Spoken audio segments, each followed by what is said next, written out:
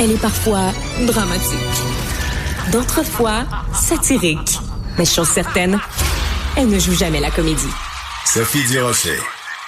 Alors hier, ça a été une journée particulièrement sombre. Vous avez vu peut-être passer ces images.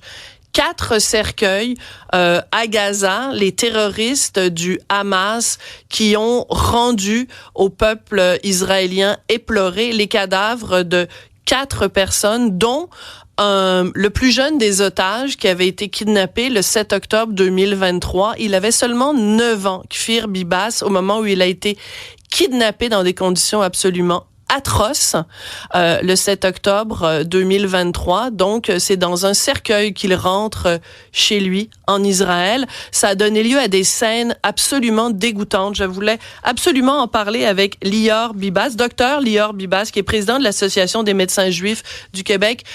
Monsieur Bibas, je vois que vous portez sur à côté de votre stéthoscope un ruban jaune. Expliquez-nous la signification de ce ruban-là.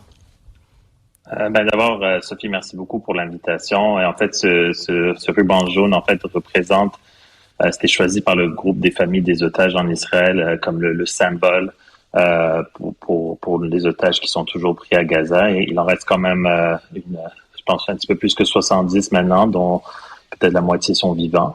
Alors, c'est un symbole de soutien et de pensée envers les otages. Vous vous appelez docteur Lior Bibas. Les 3 cercueils qui ont été retournés en Israël, c'était ceux de Shiri, Ariel et Kfir Bibas. Vous avez le même nom de famille. Est-ce que c'est seulement un nom de famille en commun? La vérité, c'est qu'on a appris durant la guerre, ma famille en Israël a appris comme quoi il y a un lien de parenté assez lointain, mais je pense pas qu'il faut être familier ou bien les connaître pour partager la peine. Absolument. Du père qui reste seul, qui a perdu toute sa famille. La sœur de Shiri qui a perdu ses parents, sa seule sœur, ses 2 neveux. Je pense qu'il faut juste être humain pour sympathiser avec ce qui se passe en Israël. Absolument, je suis entièrement d'accord avec vous. Et ce qui, moi, me frappe énormément depuis le 7 octobre, c'est le silence assourdissant de certaines personnes en Occident qui ne se sont pas émues, justement, du fait que Kfir, qui avait seulement 9 mois, a été kidnappé. Des images qui ont été absolument horribles. Je ne vais pas les montrer aujourd'hui, les images, parce que les terroristes du Hamas ont filmé. Quand ils ont kidnappé la maman, Shiri, elle tenait dans ses bras Kfir et elle avait Ariel aussi dans ses bras. Et juste de penser à l'image de cette femme terrorisée, kidnappée, emmenée dans des tunnels à Gaza, c'est devenu le symbole de l'atrocité de ce qui s'est passé le 7 octobre. Et depuis le 7 octobre, beaucoup de gens qui font preuve d'humanité ont utilisé justement l'image de Kfir avec ses cheveux roux comme étant le symbole d'un espoir. On espérait que Kfir soit encore vivant. Cet espoir-là, il est mort hier. Et moi, j'ai beaucoup d'amis israéliens, j'ai beaucoup d'amis juifs. Je n'ai jamais vu mes amis aussi dévastés qu'hier. On a l'impression que c'était pire que le 7 octobre. C'est difficile à comparer. Moi, je me ressens de retour au 7 octobre. On avait une lueur d'espoir qu'ils étaient vivants. Faut penser que je pense qu'est-ce que Shiri, Ariel et Kfir représentaient pour tout le monde qui a vu cette image. D'abord, c'était des images marquantes et une des premières images qui sortaient du 7 octobre. Alors, ça, pour plusieurs, ça leur a marqué. Mais c'est qu'on se demande la question, comment ça se fait que le lendemain du 7 octobre, le 8 octobre, on pouvait pas être comme humanité, comme monde, se rallier derrière ce qui est complètement injustifiable, qui est l'enlèvement d'une mère avec ses 2 enfants. Ça semble simple de dire que peu importe les croyances religieuses, les croyances politiques, on aurait pu tous être d'accord et dire haut et fort comme quoi c'est totalement inacceptable et que Hamas est dans le tort et que c'est des barbares, des terroristes, des monstres.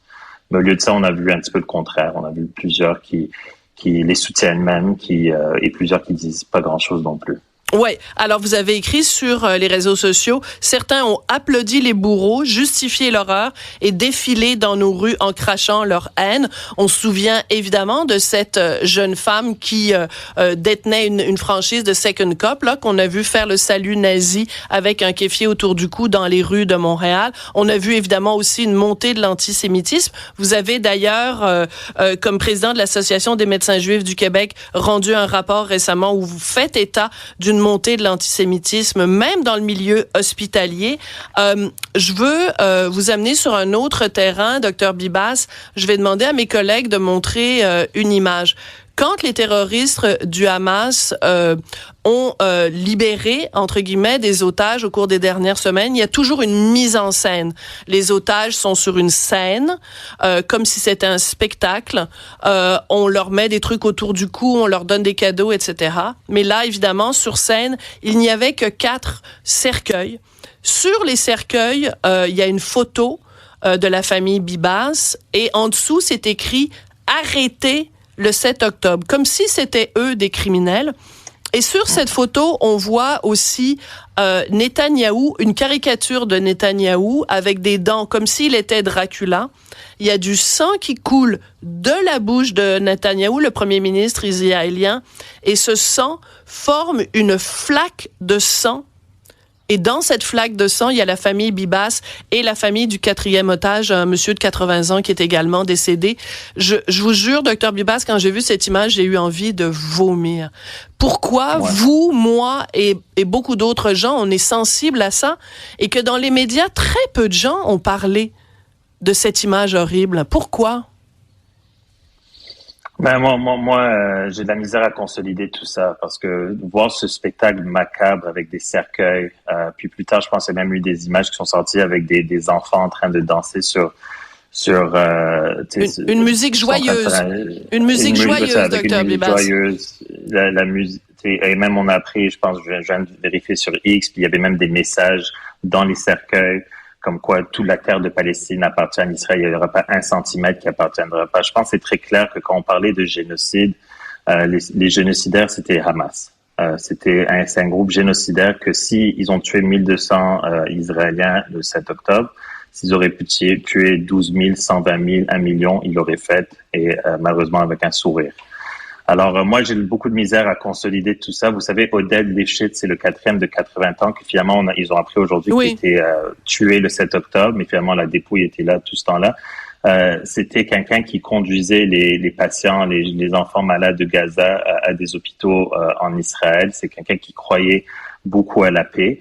Et je pense que beaucoup de la communauté israélienne, juive, qui croyait énormément à la paix, qu'ils avaient espoir, on dirait que les images, d'abord du 7 octobre, mais celles d'aujourd'hui, font en sorte en fait qu'on se demande de quoi on rêvait tout ce temps-là, si c'est toujours possible. Alors, c'est une journée très difficile avec énormément d'émotions, du bouleversement, de l'attristament, de la colère, la rage, et aussi sans mots. Si demain matin, des terroristes arrivaient à Longueuil,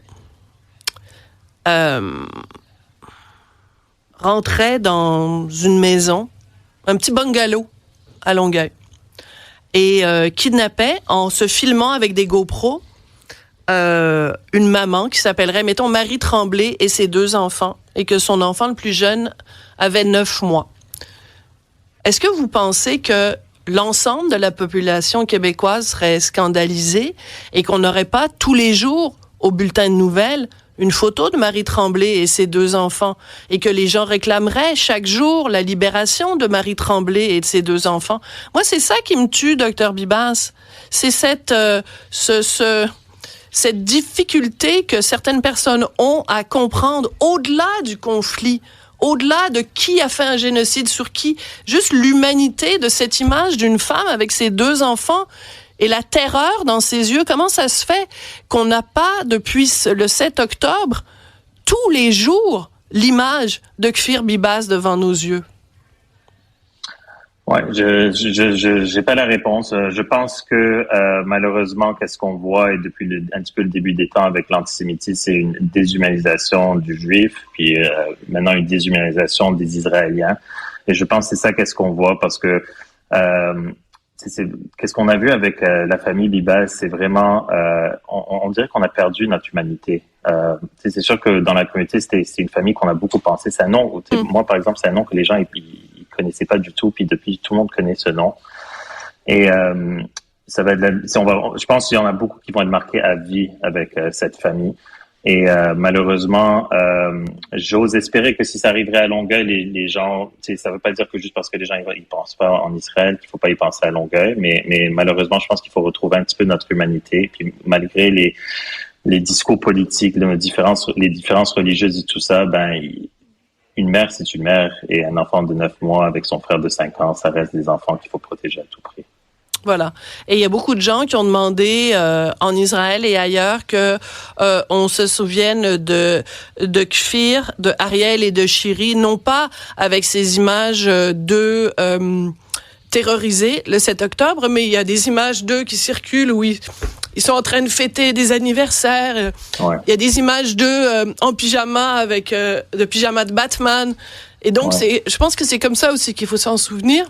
Mais je trouve ça vraiment, moi je vous avoue que hier là j'ai trouvé ça vraiment difficile, et la mise en scène du Hamas, d'avoir fait un spectacle et de voir des jeunes enfants à Gaza vraiment le cerveau lavé, parce que ils ont de l'humanité, ces enfants-là, mais à qui on a mis des armes dans les mains et qui célèbrent le départ de cercueils d'enfants qui habitaient à quelques mètres de chez eux. C'est vraiment une image que je vais prendre du temps à oublier. En fait, que j'oublierai jamais. Oui, pareillement. Et merci beaucoup, Sophie, pour en parler. Je pense que c'est important d'en parler, même si d'autres médias ne le couvrent pas. Merci beaucoup d'offrir la couverture. Surtout si d'autres médias ne le couvrent pas. Merci beaucoup, Dr Lior Bibas. Bon courage pour la suite. Vous êtes président de l'Association des médecins juifs du Québec, mais vous êtes surtout un être humain ébranlé, comme je le suis aussi aujourd'hui. Merci beaucoup.